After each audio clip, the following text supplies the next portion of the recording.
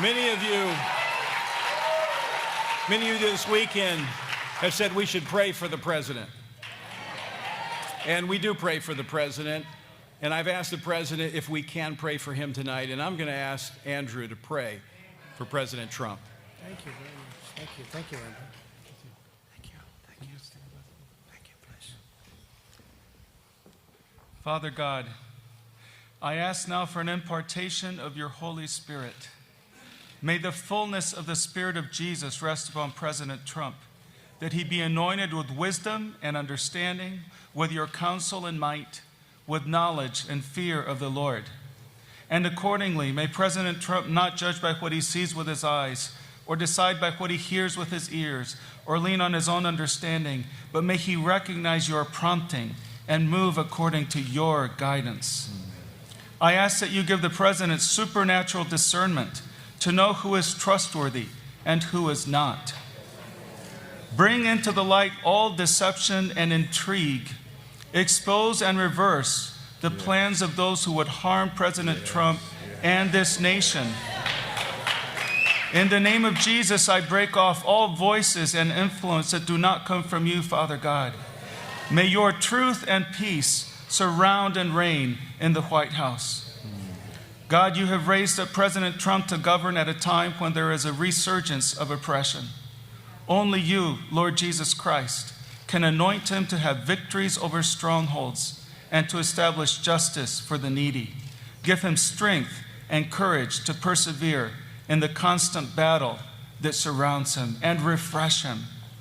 Father God, I see that you have such a tender heart for President Trump. Draw him close to you.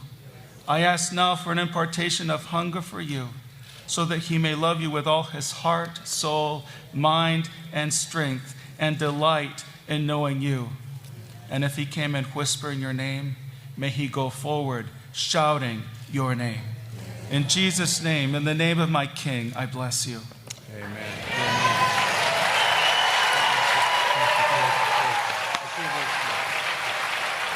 Thank you, man.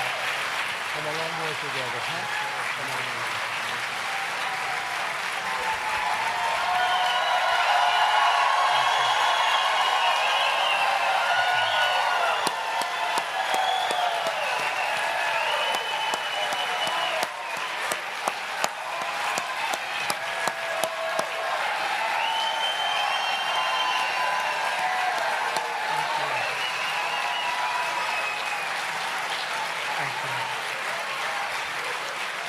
Well, thank you very much. Thank you very much. It's a great honor to be here. Tony, Pastor Brunson, who I've gotten to know very well, that was not easy. But we got him out, got him back to his family. And I want to thank you for that beautiful prayer. It means a lot. This evening, I'm deeply honored to be back with so many pastors and leaders and friends and patriots at the 2019 Values Voter Summit.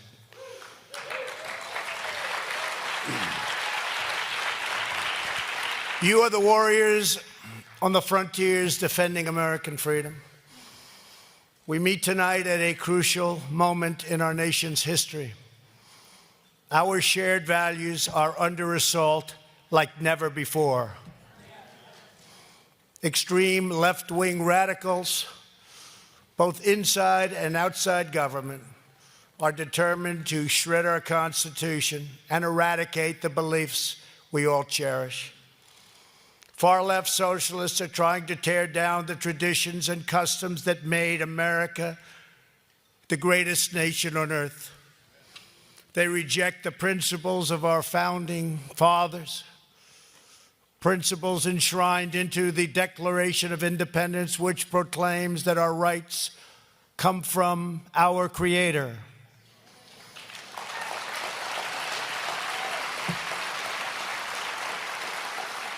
But despite the delusions of the radical left, all of us here today know that our rights come from God Almighty, and they can never be taken away.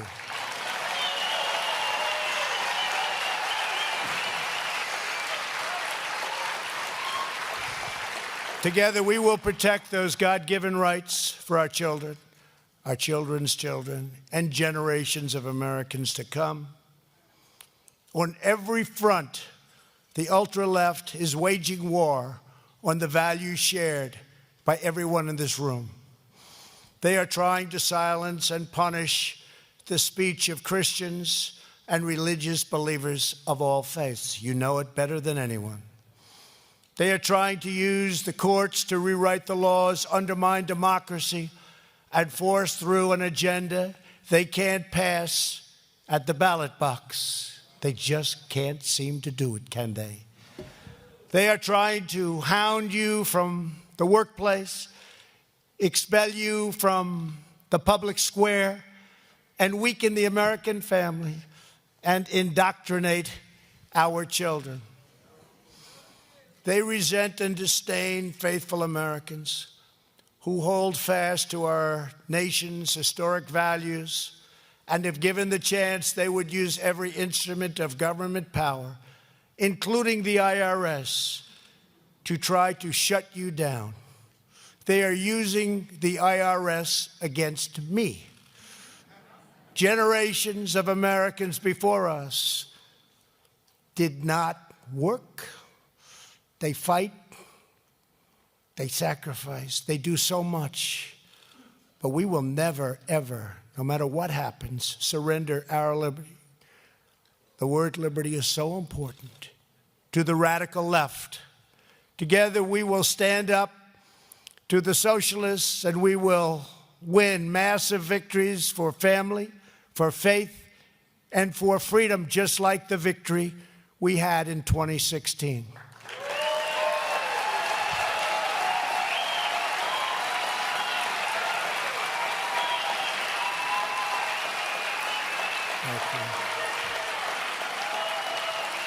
With every bit of heart and soul, we will defend our country, the most just and virtuous republic in the history of the earth. And yet, I say that, and those words are beautiful, but it's starting to change, and we're going to stop that start.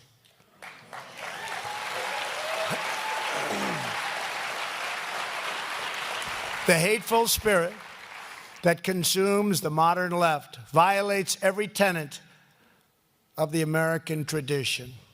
The radical left tolerates no dissent. It permits no opposition. It accepts no compromise. And look, we have all seen it. We see what's going on. There is no compromise. Frankly, these people are crazy. They're crazy. They are crazy. I shouldn't say it because we're all the same, but they are crazy. And as we've seen in the last 3 years, the extreme left has absolutely no respect for the will of the American people. They are determined to stop our movement and impose their agenda by any means necessary. It makes no difference to them. First, it was the Russia hoax. It was a total hoax, made up. Then it was the outrageous smearing of Justice Kavanaugh. That goes on. They want him impeached. Even when the woman said, I don't know that anything happened, nothing happened. They said, let's impeach him anyway. And the whole thing was phony. So phony. He's a good man. What he's gone through, I don't know if anyone's ever gone through anything like that. You know, when I chose Justice Kavanaugh, I said, Brett, congratulations, I'm choosing you. Many years they were talking that he would be on the Supreme Court. He said, sir, this is the greatest honor of my life. This was in the White House. The greatest honor of my life. I said, Brett, this will go so fast. This will be so easy. You're perfect. You got the perfect family, the perfect wife, the perfect education. You're the best student. You went to the best schools. They've been talking about you for 10 years. This will go quick and easy. So much for predictions, folks. But we stuck with them. I'll tell you, a lot of people said, let's do it. Plenty of people said, cut him loose, President. Cut him loose, President. You know that. You know a lot of the people, a couple of people in this room. I love you. I'm never going to reveal your name, but a couple of people in this room. They said, cut him loose, President. Cut him loose. I said, can't do it. He's done nothing wrong. They're phony stories about him. They were made up, just like they're made up about me and other people. They were phony stories. Can't do it. I'm sorry. And we got him through. And I give a lot of respect to those people that went up there and they endured a lot. That was the worst thing that many people have seen in this country for years, Justice Kavanaugh. It's a big moment in our country's history. And now it is the outrageous impeachment. Look, impeachment. I never thought I'd see or hear that word with regard to me, impeachment. I said the other day, it's an ugly word. To me, it's an ugly word. Very ugly word. It means so much. It means horrible, horrible crimes and things. I can't even believe it. It's a witch hunt. It's based on a single phone call of congratulations to the president of Ukraine, which they fraudulently mischaracterized to sound absolutely horrible. This crooked Adam Schiff made a statement, long, beautiful statement, and it was a fraud. He repeated my call, but it wasn't me. He made it so bad. And I said, oh, I'm going to go after him. They say, sir,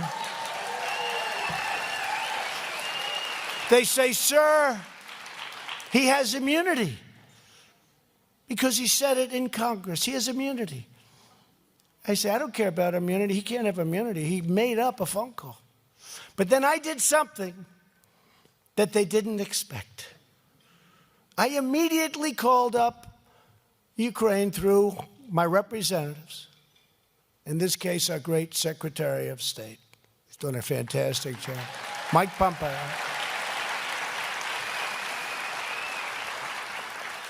And got approval, because I have to do this, because I don't like the idea of having these calls. You know how bad that is for us as a nation? And got approval to immediately make that call public. And they thought it was strange. You know, they thought it was a little bit strange. Why would you want to do that? You know, other countries are looking at us like, what the hell is going on in the United States? Seriously. Now, does this mean that every leader that I deal with, and we do great things. Look at what we did yesterday with China for our farmers and for our people. But does that mean every time I speak to the head of a country, they're afraid that this is going to be broadcast all over the world? You're never going to be able to speak properly to anybody, to make a deal, to do good things for the people, and even the people of the world. So we had a perfect call. It was congenial. It was just absolutely nice. Totally different than the phony thing that he revealed with this crazy whistleblower. The whistleblower said quid pro quo 8 times. It was a little off. No times. A little off. And when you hear shit, we won't give you that money unless you do this. It had nothing to do. It wasn't even discussed. It was a terrible, terrible, fraudulent thing. And then Nancy Pelosi went on television. She was very angry when she read the actual call, because this was an exact, I guess, stenographers, they took it down. And she was very angry because she got led. She was a day early when she started talking about impeachment, but that didn't matter to her. Let's do it anyway. And for those of you that think she was reasoned for the last 6 months, you know, when she said, no, we need more. I said, she's going to do it. She just wants to have it carried on closer to election. She's going to do it. Not a good person. I think she hates our country. Because if she didn't hate our country, she wouldn't be doing this to our country. It's a fraud. It's a fraud. But she said to George Stephanopoulos, I give him credit. No, he said the truth.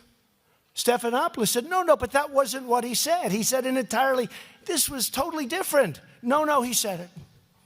In other words, just keep saying it, maybe someday they'll believe it. And frankly, if I weren't there, because I was incredulous, I couldn't believe it. I heard it. I said, that's not what I said. He made up a conversation. And it was vicious what he said. And then we caught him. And I said, he has to pay a big price. And they said, sir, he has total immunity. Because he was in the great chamber talking to congressmen, talking to the American public, lying and cheating. And there's supposed to be nothing we can do about it. But he also went outside, and as usual, he talked to the press. And he said a lot of what he said to the press. So we're going to take a look at it. We're going after these people. These are bad, bad people.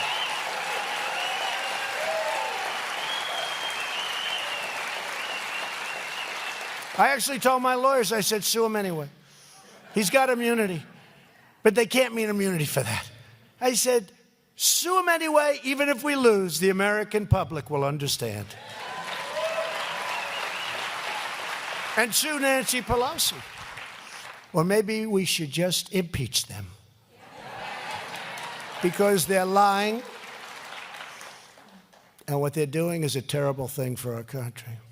And the president of Ukraine said there was nothing wrong with the call.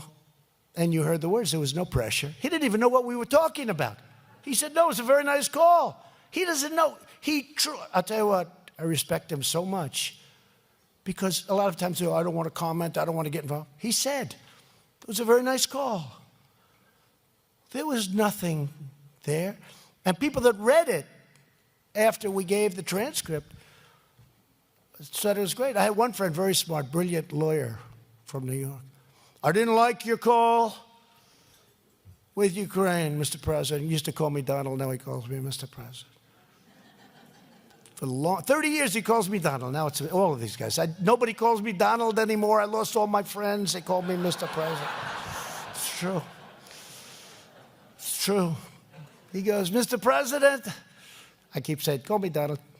President, I didn't like that call to the Ukrainian president. I said, really? What do you mean? What was wrong with it? It was terrible, the way you threatened him, and it was horrible. I said, I didn't threaten him. Of course you did. I said, where did you read it? Did you read? I didn't read it. I listened to what Adam Schiff was reading. I assumed that was a correct statement. I said, no. He then calls me back after reading it. He said, I can't believe it. I've never seen anything like that. A lot of people saw that. A lot of people that thought it was bad because they heard Adam Schiff. And they don't hear us talking. They don't know what we're saying. They think that, it's somebody standing. He's reading it like I said it.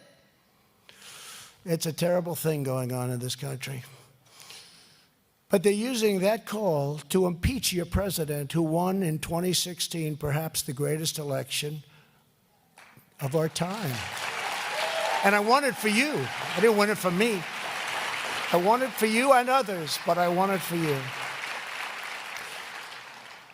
They're coming after me because I'm fighting for you. That's a big part of it.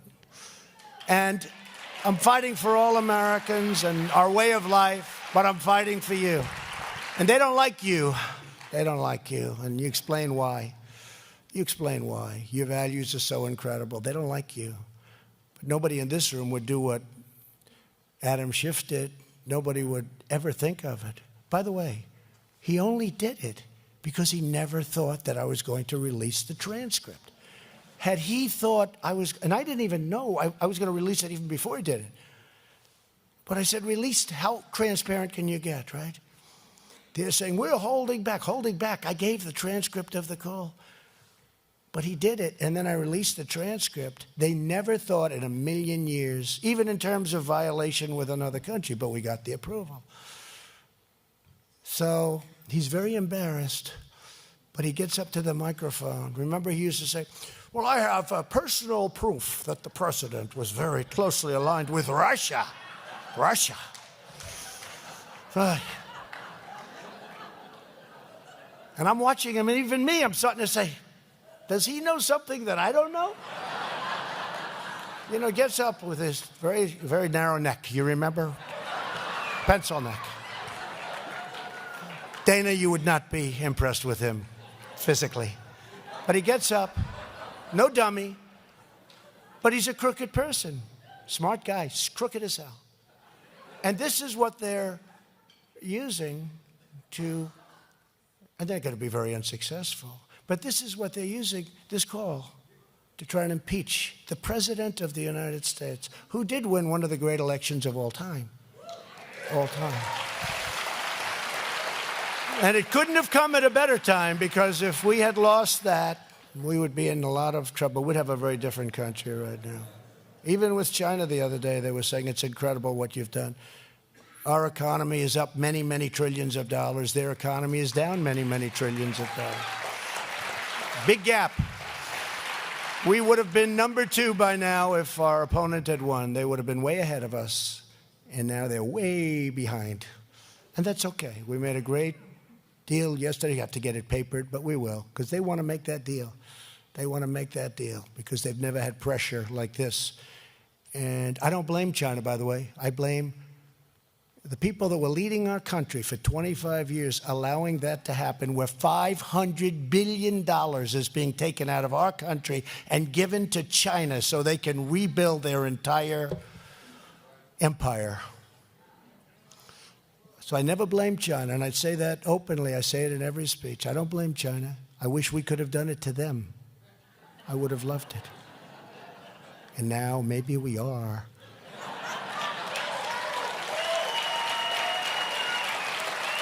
They're trying to destroy anyone opposed to their goal of fundamentally transforming the United States of America. The one thing about the radical Democrats that is something that you have to admire, they stick together. The Republicans don't, and I love the Republicans. They have horrible policies, the Democrats. They're for sanctuary cities, the Democrats. They're against strong, powerful, beautiful. I love our law enforcement. They believe in open borders where anybody can come into our country. Anybody. You have to see, and we've done a great job. No support, only opposition. We have 27,000 Mexican soldiers on our border, and the numbers are dropped like off the table. And I want to thank the President of Mexico and Mexico for doing an incredible job.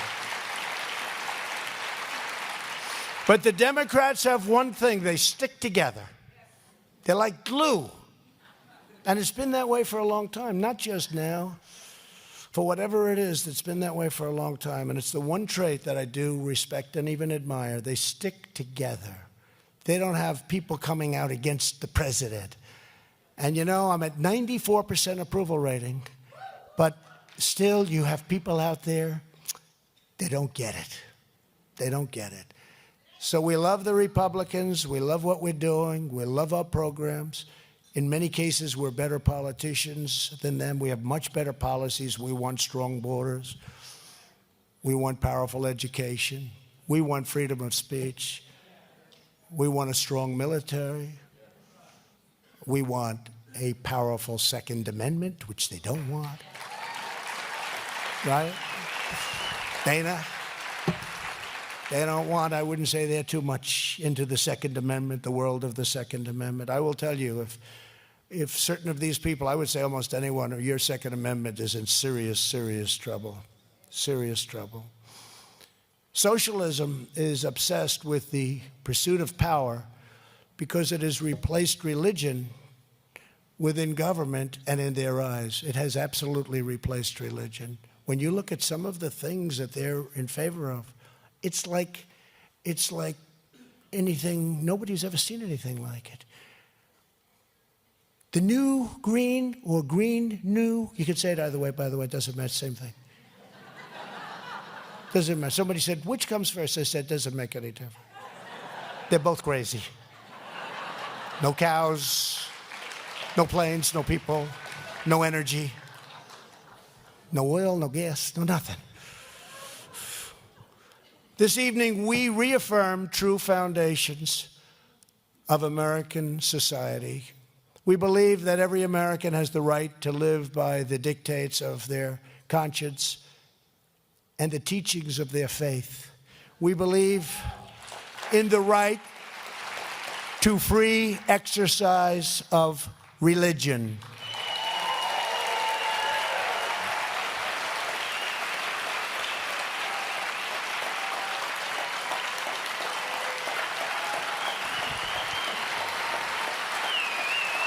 Thank you.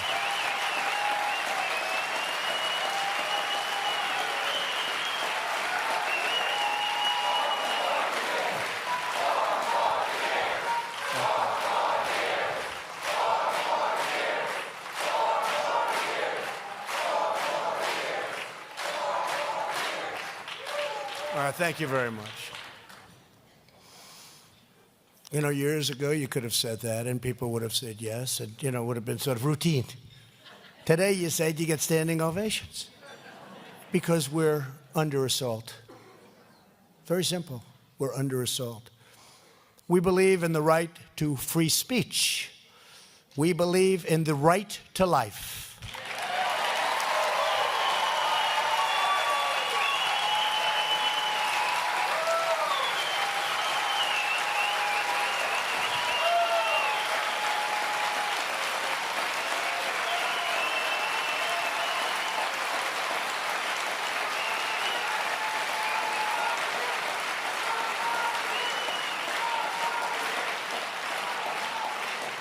Thank you.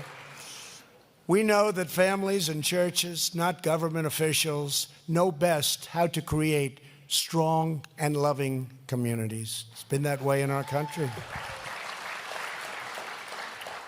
And above all else, we know this. In America, we don't worship government, we worship God.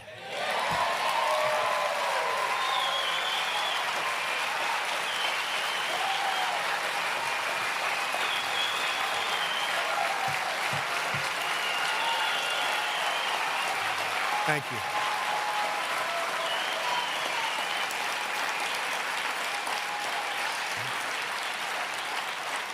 you. You were there from the first minute of my presidency.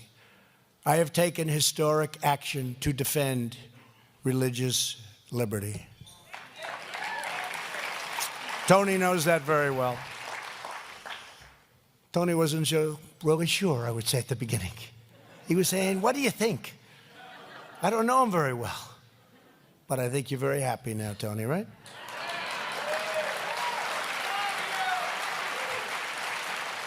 Something I'm very proud of, I stopped the Johnson Amendment from interfering with pastors' rights to speak their mind. You can do whatever you want. You're the people we want to hear from. We want to hear from you. We are protecting the conscience, rights, and think of this, those rights of doctors and nurses and teachers and groups like the Little Sisters of the Poor, the incredible people. And we're preserving our country's vital tradition of faith-based adoption. As you know, just a few days ago, a Democrat running for president proposed revoking the tax-exempt status of many churches and religious groups. And you know why, and you know who it is. He's a wacko.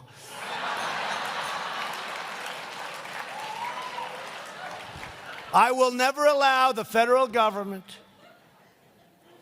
to be used to target, harass, or punish communities of faith, and I will never allow the IRS to be used as a political weapon, as it has been and currently is. It is currently being used, but has been used so viciously, so violently. against many people in this room. Virtually every top Democrat lawmaker also now supports taxpayer-funded abortion right up to the moment of birth. But it's really now even worse than that. The governor of Virginia, do you remember? He was on a show and he talked. People said, what did he say? What was that? He said, the baby is born. And then we have a conversation with the mother as to whether or not, what he meant, as to whether or not we execute the baby, because now it's an execution. And that was a very big moment. And they don't do anything about it. There was an unbelievable moment for the people in this room. For the people on the radical left, they didn't understand what was wrong with what he said. That's where we've come. But we're going now in a different direction. And don't forget,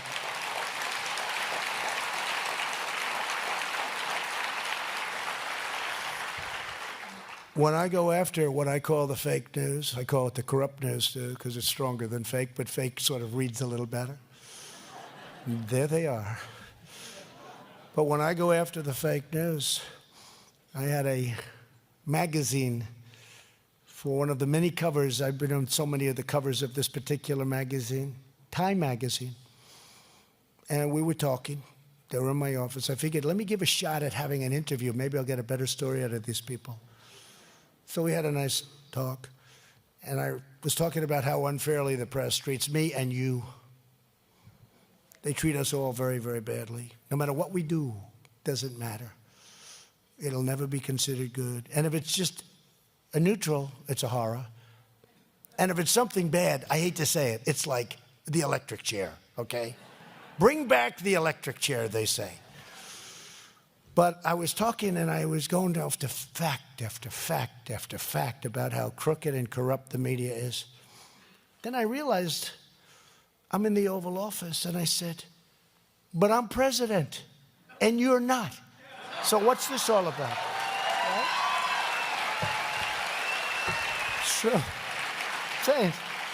And I'm going on for like 20 minutes ranting and raving. And I said, wait a minute, here I am. The Resolute desk, here it is. It's right there. And I walked away with a big smile on my face.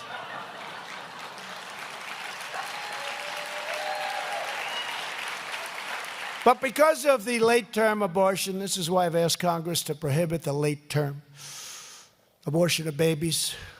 And it's a big thing, and we have a lot of fighting. You wouldn't think there'd be a lot of fighting. Remember the debate with Crooked Hillary, where I said she wants to rip the babies out of the womb in the 9th month. And everybody said, wow, that's the first time they heard that statement. And you're just lucky that we won. Because we won. I didn't win. We won. This would be a much different country. And by the way, it's like a plant. You seed the plant, you put the plant in, but those roots have to gain. That's why we need the next 4 years. We have to have those roots, they have to grab on. That's why we need it. We've done so much. There's been no administration that's done what we've done in the first 2.5 years. Now it's almost 3 years. If you look at everything we've done with taxes and regulations and right to try and all of the different things that we've done, the vets, the military, we've rebuilt our military.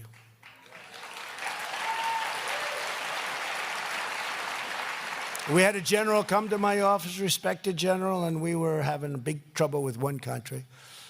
First week in office, very early, he said, sir, we have no ammunition. I said, you know what? We're going to have ammunition, a lot of it. And hopefully we'll never have to use it, but we're going to have a lot of it.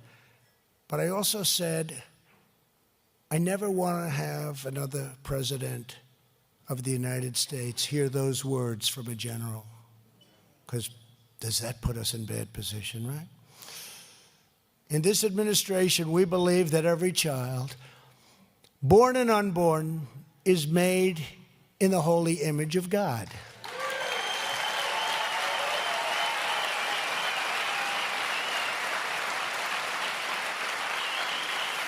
During my first week in office, I reinstated the Mexico City policy to protect the lives of the unborn.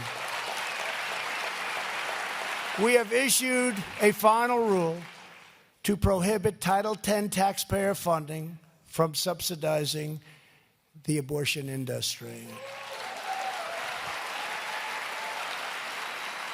We stopped federal funding of fetal tissue research. My administration has also made tremendous progress in fighting back against the left's effort to use the federal courts to impose their fringe ideology and crush the same religious liberty that we've been speaking of tonight. To defend our Constitution, we have confirmed more than 160 highly qualified judges to interpret the law as written, including 2 incredible new Supreme Court justices.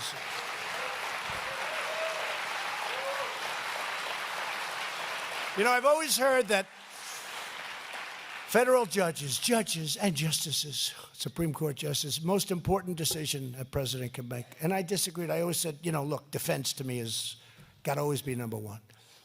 But I got it. I said, you know, it is. It's really incredible. And usually when a president comes to office, you have no vacancies. The previous president would have, boom, should be no vacancy. You know, whatever their ideology is. But I guess they thought that the crooked one was going to win or something. So I came in, and in the first couple of days, I said, by the way, you know, I had a couple of other things going too, including the fact that a few minutes after I was sworn in, the Washington Post wrote a story that the impeachment starts right now. You saw that, right? Did you see that? Right after I got sworn, took the oath of office, and they did a story, literally a very few moments after the swearing in, that the road to impeachment starts right now. But I had a lot of other things. But I said during the course of the first very early period, like a week, I said, by the way, how many federal judgeships do I have? They said, sir, you have 142. I said, what? You have 142, sir. I said, you got to be kidding. 142. You mean I have 2? 1, none. No, you have 142. And President Obama was not very good at getting it done because, you know, people held him up and everything else, but with time, you get them all done. You get them done. But he put a big rush on at the end when he saw that we were doing well in the polls and coming up and up, but it wasn't enough time. So we inherited 142 open federal judgeships, including Court of Appeals. First time in history. First time in history anything like that has ever happened. And then they say, oh, he was a great president. Oh, great, he was great. Great for who? He was great for us. And in that way, he was. There's never been a better president for the Republicans in what they consider the most important way, Tony. Gave us 142 judgeships on the first day in office. And you go back and check it out, you'll find that others left none, usually none, or 1 or 2, but 1, none, 142. And then we have extras that we got through attrition, through retirement, through death. And we will very shortly, in less than a couple of months, we'll have 182 federal judgeships, including appeals judges, Court of Appeals. 182, think of it. And you know, we were getting killed with the court decisions. If you look at our first few months, I think I was 0 for 7, 0 for 8. Then we won one in a newspaper. I think it was the failing New York Times. What would they do without me? You know, the paper was dead until I came along. 2 months before I ran, I remember holding one up. It was like from a grocery store. You know, the things that you hand out? It was like this. It's all right. when we leave in 10 or 14 years, they'll fail. They'll fail. I'm only kidding, by the way. You know, they'll take it for. I told you he wants to stay. Did you see the crazy comedian? I won't even give him the name, but you know. He said, he was interviewing a guest a couple of weeks ago. He said, you know, very liberal guest. He said, you know he's going to win, don't you? You know he's going to win. And the guest said, no, we're going to fight very hard. We have a chance. No, we're going to fight. No. He's going to win. And you know he's not leaving after that, don't you? He's going to stay. There's no way we're ever going to get him out of office. And I thought that he was, you know, kidding. And he was really believed it. So you know what? Let him believe it. I think it's great. Let him believe it. True. Right? He's never leaving. In recent years, the hard left has tried to muzzle Christian voices in their aggressive attack on free speech. Last year, Isabella Chow, a member of student government at the University of California, Berkeley, slightly liberal out there, abstained from a campus vote that violated her Christian faith.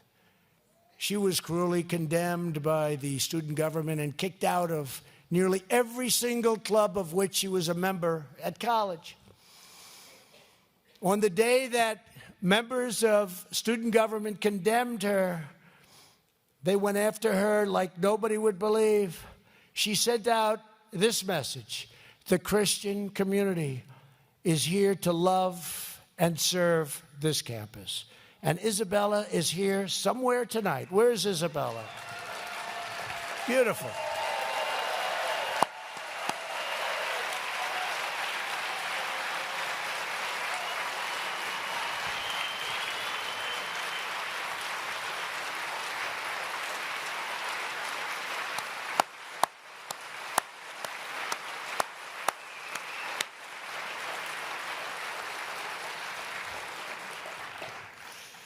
We salute you. Thank you very much, Isabella.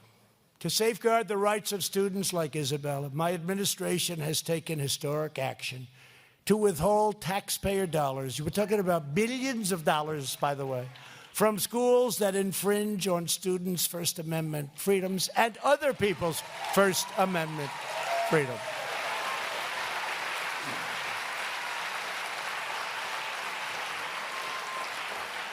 You notice they've been treating us much better lately. They're saying, you know, we better let this person speak. We get a lot of millions of dollars every year, these schools. All of a sudden, they're letting them speak. But they still don't speak properly about us, so we don't like that. But it's really had a big impact. To support American families, we doubled the child tax credit and cut a record number of job-killing regulations. We've created over 6 million new jobs since the election. Nobody would have believed that. If I would have said that, Tony, the media back there, the wonderful people in the media, would have said, he's exaggerating. I would have never said 6, actually. And you really have to go by the day after the election. Because, you know, when you look the day after the election, there was euphoria. And the market went up tremendously before signing. And Obama gets credit. The market was crashing. The market would have gone down the tubes. So I said, why did he get all of that upside? They only did the upside for 2.5 months or whatever it was. Between, let's say, November 9th and January 20th, they only did the upside because we got elected. If he would have gotten elected, it would have not been a good situation. Last month, unemployment reached the lowest rate in over 51 years. And you've heard me say this: African American, Hispanic American, and Asian American unemployment rates have all set record lows. And women, 71 years. I'm sorry, you didn't break a record.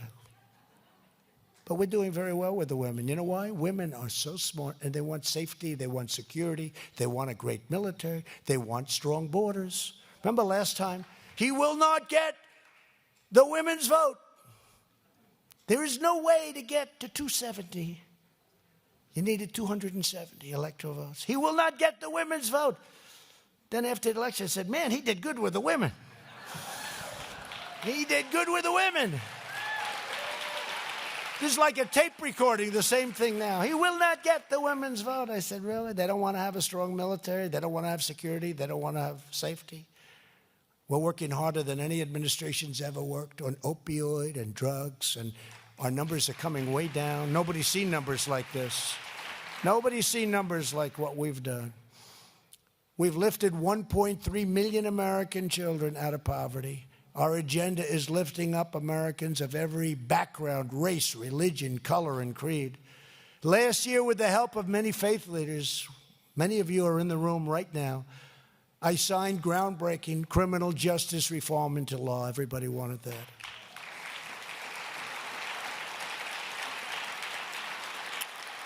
The African American community wanted it so badly, they couldn't get it.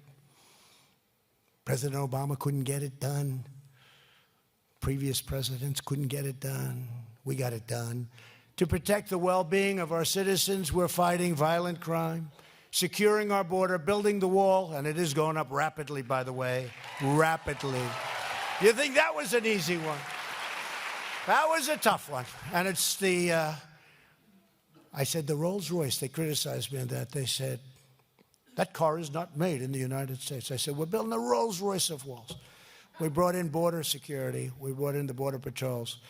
We went over there. I said, give me your A-list. I want every single thing. So when I build it right. What do I know about building walls? And they gave me every single thing, and I got every single thing from the height to the vision through, to the type of steel that can't be cut easily, to the type of concrete, 5,000 pound, very strong concrete, to the type of rebar, to the anti-climb provision that we have on top. Anti-climb, who knows about anti-climb provision? And we built, and we're building a wall, and it's going up rapidly, and that's tough because I built it against every single Democrat who 4 years ago wanted it. And the only reason they don't want it now is because I want it. It's the only reason, only one reason. And I said, I said this the other day, first time. I said, I can't believe it took me so long to figure this one out. If I would have said, I do not want the wall, I will not build a wall, they would have insisted on a wall. It would have been so much easier. It would have been so much easier. Oh, Dana, that would have gone up so fast. But I took money from here and there and here and military because it is national security. Okay, how about these people that say it's not national? When drugs are pouring in, human trafficking, women, mostly women, human trafficking, and children, but mostly women. And it's going up really fast. And by the way, it's all pretty much financed. It's really financed. And we may get some more. If we get some additional financing, we're going to extend it a little bit. But we should have, by the end of next year, we should have anywhere from 400 to 500 miles of wall built in the most important areas. That's exactly what we need. To protect national security, we are fully rebuilding and for the most part have fully rebuilt our military. Because as I say, and I've said tonight, my first duty as president is the defense of our nation.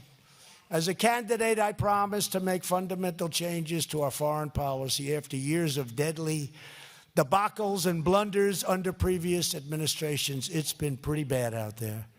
We have the greatest soldiers in the world, but they had equipment that was depleted. It was old. We had jets that didn't fly. 50% of our jets didn't fly. They'd go to the plane graveyards out in the deserts, and they'd take parts because they didn't make the parts anymore.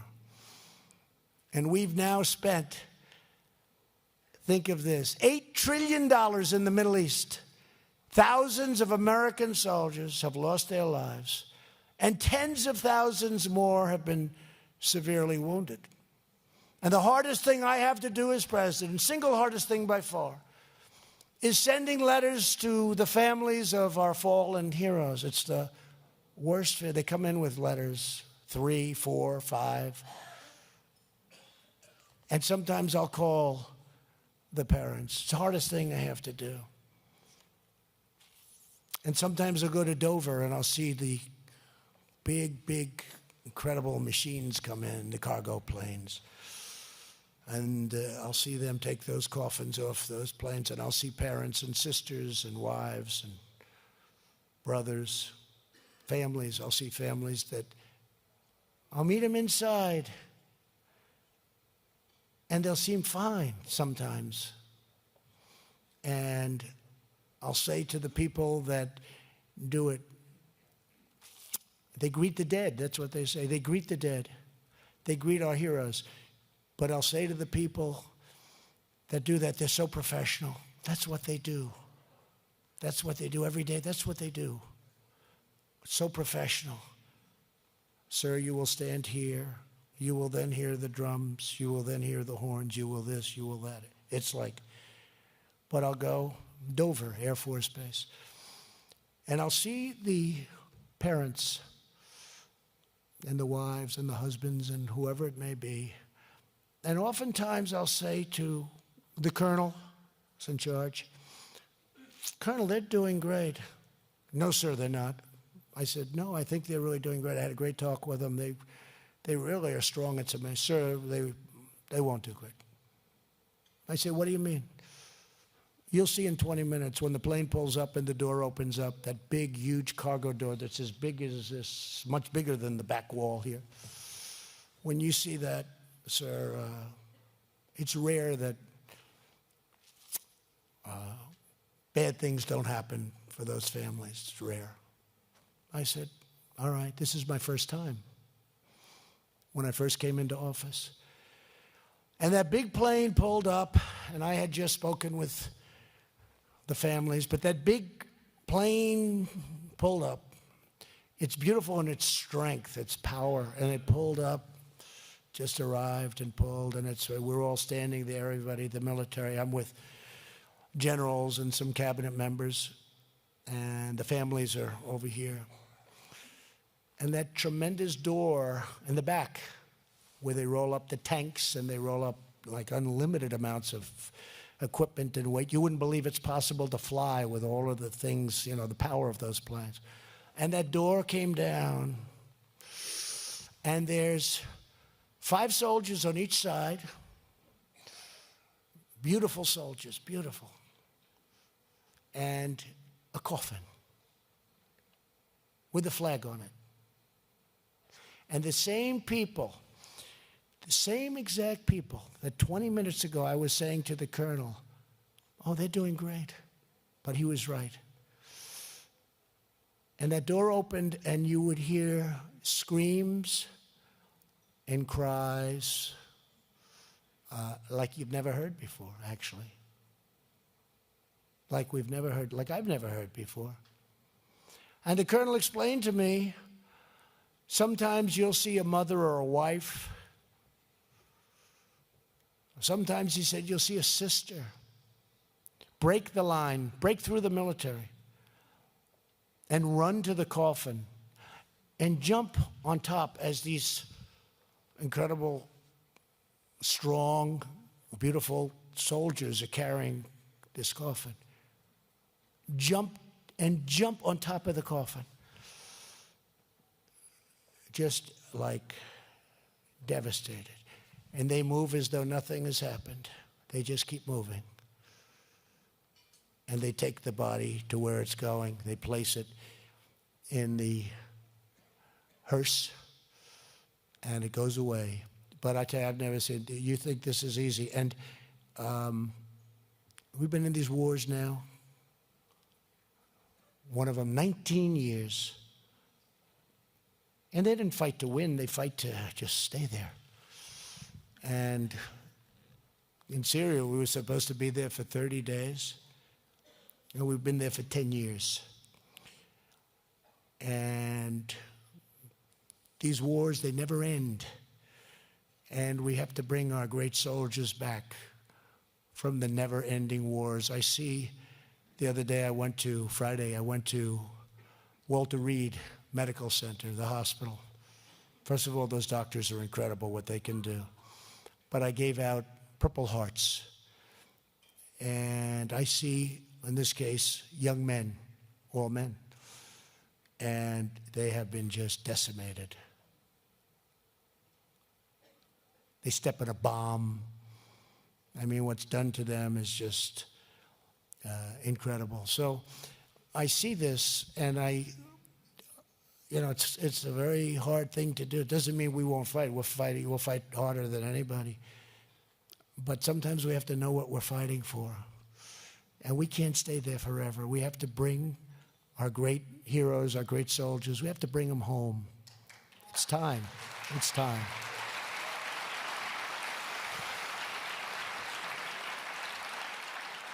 And, in the case of Turkey and the Kurds,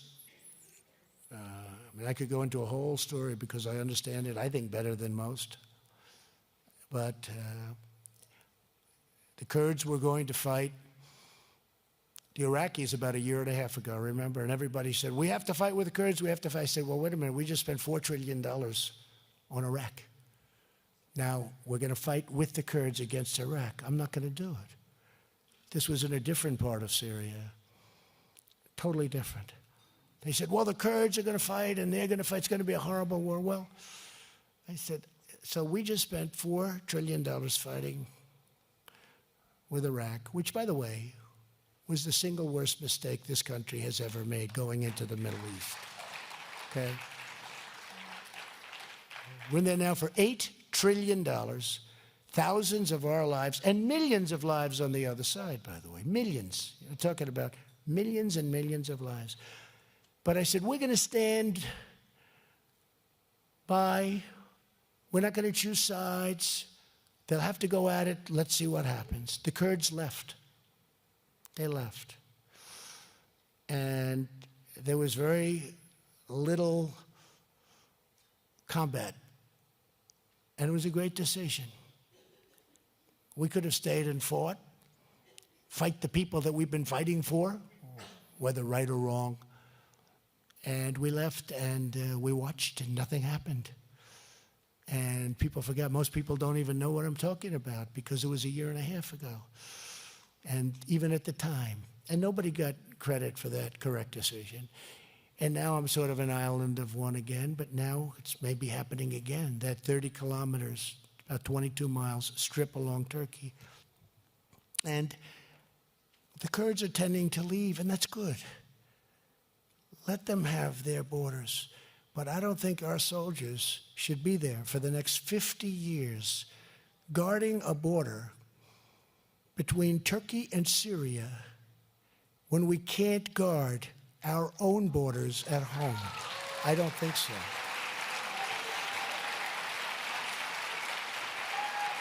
So let's see what happens. And it's a long ways away. We killed ISIS. We defeated. We did our job. We have to go home. We did our job. You know the story. I went over to Iraq and they said, we can do it, sir. They told me it was going to take 1 year to 2 years, my Washington generals. Highly overrated. He said, it's going to take 1 year to 2 years. I said, man, that's a long time. Remember I wanted to pull out? Dana, it was 97%. I wanted to go. I said, that's enough. Let's get out. You wouldn't believe. The military-industrial complex came down on me, so I went to get 100%. But it was going to take 1 year to 2 years. And then I went over and I met with the generals. And I said, so generals, and these guys are like, I'm telling you, central casting, like better than anybody in Hollywood. There's nobody that looks like this in Hollywood. I said, a couple of them looked better than Tom Cruise. They're just tougher and taller. Better than Tom Cruise. But I said, so General, let me ask you the big question. Let me ask you. They said it's going to take 1 year, maybe 2. How long will it take you? 2 weeks, sir? What do you mean 2 weeks? We can do it in 2 weeks, maybe a month, but 2 weeks, sir. How do you do that? And why are they saying you can do it? And so much longer, they say, sir, 2 weeks, we're going to hit them in the left. We're going to hit them in the right. We're going to hit them underground, overground, this way, that way. They would never let us fight. I said, but I will. And they went in. And they did. They hit them on the left. They hit them on the right. They hit them down the middle. And within 3 weeks after I gave the go-ahead, ISIS, we had 100% of ISIS. And we captured a lot. A lot were killed. They're fighters. They don't do big white flag things, you know. A lot of people said maybe they'll give up. The general said, no, they won't, sir. They don't give up. It's an ideology. And it's, you know, tough ideology. But we did it very quickly. And so we did what we should have done. Most of these fighters came from Europe. They came from Germany. They came from France. They came from many countries in Europe. And I called them. I said, you got to take back your fighters. They said, nope, we don't want them. I said, you don't understand. We're not going to take the fighters. We don't want them. We're not bringing them to Guantanamo. We're not bringing them to our prisons in the United States. They come from France. They come from Germany. In many cases, they're citizens. They left the fight. We don't want them back. I called them again. I said, got to take them back or we're going to let them go right in your damn border. But they wouldn't do it. They wouldn't do it. They didn't want them back. And we have thousands of them. We had some really bad ones. The Beatles, you know the Beatles? They're the ones with chopped off heads. And you know what we did? The night that the shooting started, we had some incredible military people go into that prison and grab them and take them and bring them out, and we have them totally under wraps. They were the worst of everybody. And we've got them now. They're ours. But people don't treat us right. We did them a big favor. We captured these people. And I just want you to know that because there's a big story to this. It's not just what these people say. And by the way, if I did the opposite, if I stayed and fought, we could have stayed and we could have fought and we would have knocked Turkey around and they would have hated it. If I get out, they hate it. No matter what we do, they're going to hate it. Okay, no matter what decision we made. And if I'm right, and if the Kurds do back up, and we hope they do, I hope they do, because it's very hard to beat a force where they have planes and they don't, where they have weapons that the Kurds don't have. We've paid a lot of money to the Kurds over the years. And don't forget, they're fighting for their land. They haven't helped us fighting for our land. They're fighting for their land, and that's good. But we've helped them. But no matter what we did, the media will say it's the wrong decision. I see it. Makes no difference. If I said, we're going to stay and fight, we're going to fight them like you never saw, they'll say, it's terrible. I told you he loves war. Don't forget, when I got elected, everybody thought that I'd be in, Dana, World War III the first day, right? Now they say, not only aren't we, but we have the strongest economy in the history of our country. You know, it's pretty good. And just so you know, wars and economies don't go well together, okay? You can check that out. So despite all of the blood that was spilled, the lives lost, and the money that was spent, the Middle East is, right now, remember, and I say it, I'll say it, going in was the worst decision. They went in for weapons of mass destruction, and there were none. There were none. That was the intelligence agencies. They're some real beauties. It's less safe now, it's less secure, less stable, and they fight. That's what they do, they fight. The generals came to me on Afghanistan, sir, it's going to be a rough spring. Why? My first year. Why? Well, sir, the Taliban's going to come out of the mountains and they're going to start fighting. I said, but why do you say rough? Well, that's what they do. They've done this for 1,000 years. They come out in the spring, they fight. That's what they do. They're very good fighters. That's what they do. You know, Tony wants to go watch a football game. I want to go do things. They want to come out and fight. That's what they do. Right, Tony? They're probably a little tougher than Tony, but that's okay. Just ask Russia if they're tough. But we can beat anybody. We can beat them easy. We're policing in Afghanistan. But we've been there 19 years. So I just want you to understand these things. We got to bring people back home. We're rebuilding our country. We're rebuilding our military. We don't want it depleted as fast as we build it. And we have other problems. You have Russia, you have China, you have other big problems. I think we'll get along great with China. I think we'll get along great with Russia. But when they create a phony Russia hoax, it makes it tougher to get along with Russia. When they create lots of different scenarios with China, it makes it tougher to get along with China. I think we'll do great, but they got to let us run our country the way it's supposed to be run. So these never-ending wars have increased, not decreased, and the grave danger posed to historic Christian communities has been incredible. Since the United States went to war in Iraq, now listen to this, I was against going to the war. Nobody cared. I was a civilian, but I got a lot of publicity for whatever reason. They always liked me or hated me. No, I used to get the greatest publicity on earth. That's how I'm here. Once I announced I was going to run, they killed me.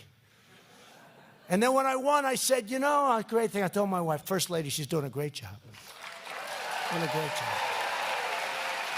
She really is. Man, they had her. If she were married to a liberal Democrat, they'd say she may be the greatest in the history of our world. But she's married to me. But, you know, the first day, I won. It was historic. People didn't think, although a lot of the 3 polls that said we're going to win, I thought we were going to win because of the crowds we were getting. Just like we got last night in Louisiana. Let's see what happens with that governor's race. Just like we got in a blue area of Minnesota. I think we're going to win Minnesota. Group from Minnesota. 22,000 seats. It was like Madison Square Garden plus 1,000 seats. The Timberwolves Arena. And where they played the NBA games. And it was packed, and we could have sold it out 4 times. So something's happened. But I said when we won, you know, the great thing is, because the press was so dishonest during the campaign, so, like, unbelievably. I said, you know the great thing? I told it to my wife. I said, now they're going to respect what we did. I'm going to get great publicity for a while like I used to get my whole life. And it got worse. It's worse. It's not even close. It's worse now than ever, but that's okay. Because as I said to Time Magazine, we're here and you're not, right? So since the United States went to war in Iraq, in 2003, the Christian community in the country has decreased by 80% from roughly 1.5 million people to right now just 250,000 Christians in Iraq. You don't hear that. My administration is absolutely committed to protecting religious minorities in the Middle East and all around the world. You know, if you were a Christian in Syria, which was a rough place to be, you had almost no chance during the last administration of coming into the United States. It was, they say, the hardest thing to do to come into the United States. Number one, most difficult place in the world to come in was if you were a Christian in Syria. If you were a Muslim in Syria, it was extremely easy to come into the United States. And the Christians were persecuted in Syria. And that's the way it is. But it's not that way anymore. This week I directed $50 million to support Christians and other religious minorities in Syria. I did it on Friday. $50 million. I'll make it in honor of Pastor Brunson, Tony, Dana, some people that have done a great job for us. $50 million, and that's going to help Christians in Syria. Not an easy situation for them. In total, my administration has provided more than $500 million in support of religious minorities and others suffering from atrocities in Syria and Iraq alone. Other presidents would not be doing that. They'd be spending a lot more money, but they'd be spending it on things that would not make you very happy. With one clear voice, the United States of America condemns the persecution of Christians. And we pledge our support to Christian communities everywhere suffering under the brutal heel of oppression and violence. Our hearts and our souls are joined with these brave believers in their religious struggle. And Pastor, it's great to have you back here.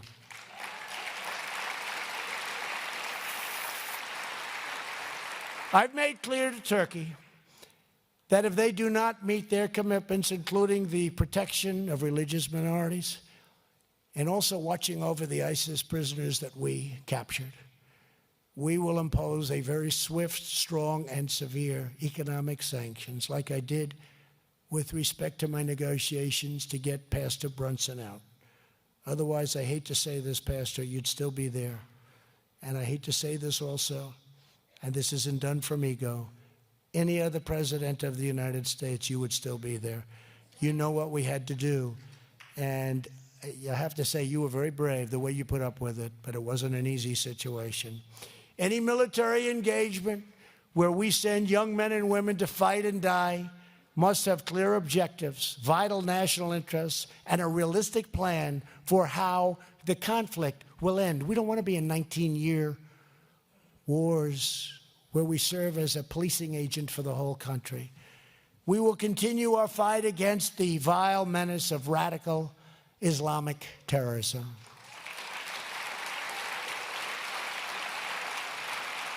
A lot of people don't want me to use that term. President, don't use that term. I said, but it's the truth. I don't want to use that term, but it's the truth. And we will never tire or waver in our defense of religious liberty. A few weeks ago, I was honored to be the first president to host a meeting at the United Nations to call upon all nations to end religious persecution. Can you imagine? The first president. First president that did that, and can you imagine that? You would have thought that would be done every year for 40 years, wouldn't you? That first president. And I read that, and it became a big story. And I said, can you believe that's the first president that said we want to put an end to religious persecution? How can that be the first president? It's been there a long time, but that's the way it is. Earlier this year, I appointed a special envoy to monitor and combat the poison of anti-Semitism. Unfortunately, the Democrat Party has invited anti-Semitism into its own ranks. Look at Omar. Look at her.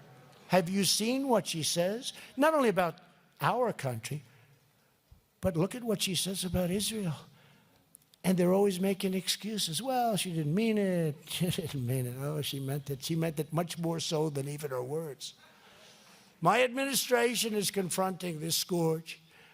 And we're standing with our close friends and partner, the State of Israel.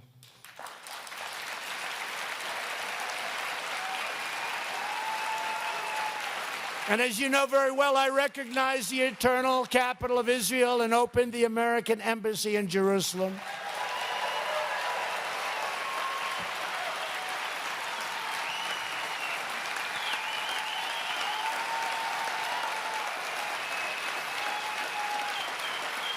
Thank you. And we did it for the right price, right, Tony? We got the building open. And it's an interesting story. Some of you have heard it. We have a great ambassador, David Friedman, but great lawyers, one of the top lawyers in New York, made a lot of money, and he wanted to be the ambassador, but he wanted it, everybody wanted it. And every president's promised that for years and years, and they promise it. We're going to recognize the capital of Israel. We're going to move the embassy to Jerusalem. But they didn't do it. I understand why, because once I got into office, you have no idea the pressure that was put on. Now, that was called a quid pro quo. That was a quid pro quo. The pressure that was put on me by so many other countries calling, please don't do it, please don't do it. The last 2 weeks, I didn't take anybody's phone call. I got calls from kings, you can imagine. I got calls from everybody. Not to do it, please don't do it. So what I did is I said, you know what I'll do? I won't take their call. I'll call them back in a couple of weeks. I said, do me a favor. Tell the prime minister that I'll call him back in 2 weeks. I'm busy. He said, 2 weeks? That's a long time. Tell the king I'll call him back in a few days. So anyway, so I did it. And then I made all those phone calls. Had a lot of publicity. We did it. It was a big story. Nothing happened. Remember, the world was going to come to an end, right? Nothing happened. I kept saying, are we okay? Yeah. Is there a protest? No. 3-4 days go by. I said, what's going on? This is strange. But then I started making the calls. I say, King, what do you want? What's up, King? And he goes, I wanted to call you to tell you we would be very much opposed. I said, oh, I wish I spoke to you sooner. Sorry. Sure. And everybody's happy. Everybody's happy. Then we had to decide on a building, and they came in, one of the generals. Sir, would you please sign this order? I said, what's it for? We're going to build, start the process. It would take 30 years, by the way, of building the embassy, the actual embassy. How much is it? $1 billion, sir.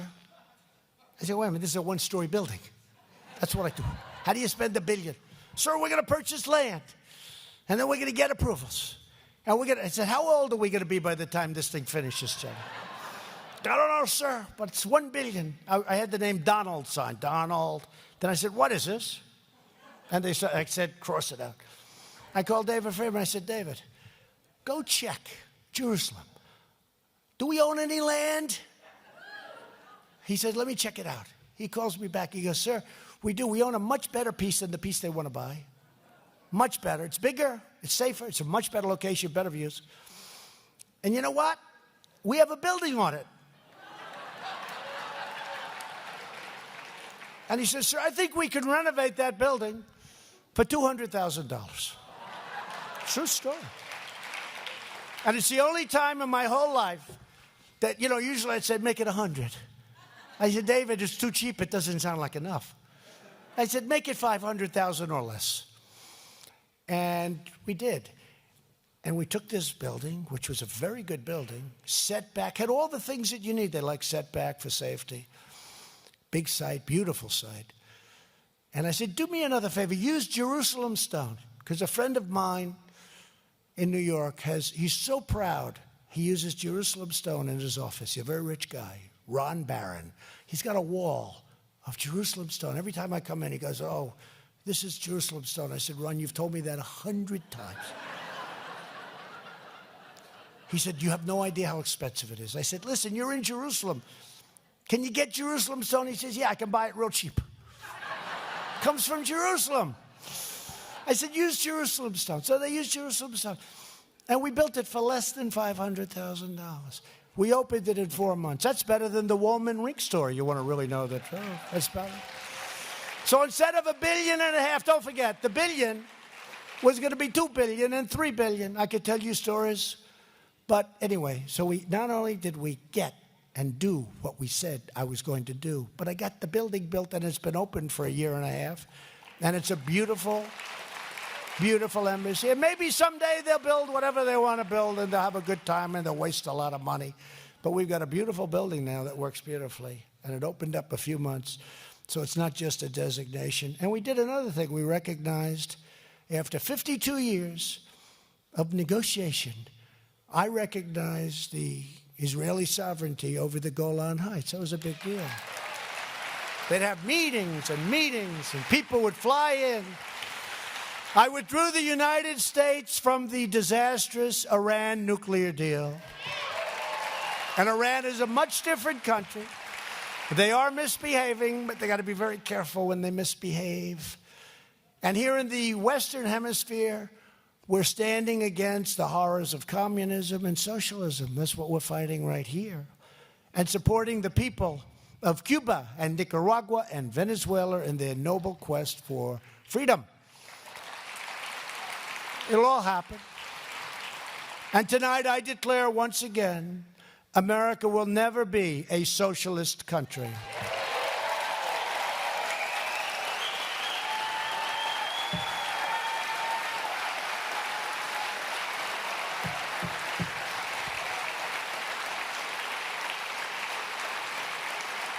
Never. Never, never.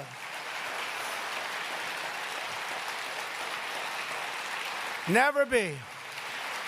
Our nation was not built by bureaucrats and regulators. America was built by families and pilgrims and pioneers. Our destiny is not written by people that come from areas of the world that know nothing about what we want to do. It's all written in our hearts. It's really written in our hearts. Our future will not be decided by the media, the bureaucrats, and the politicians. It will be decided by all of you. That's why we have elections. That's why we have elections.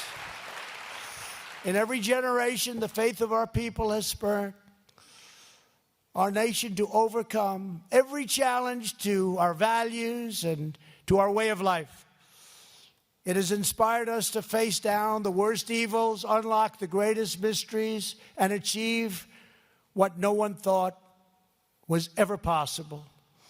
Now, powered by those same historic values that have always defined our nation, we will reach new heights, make new breakthroughs, and we will strengthen the bonds of love and loyalty that unite us all as citizens, as neighbors, as patriots, as Christians, as people of faith.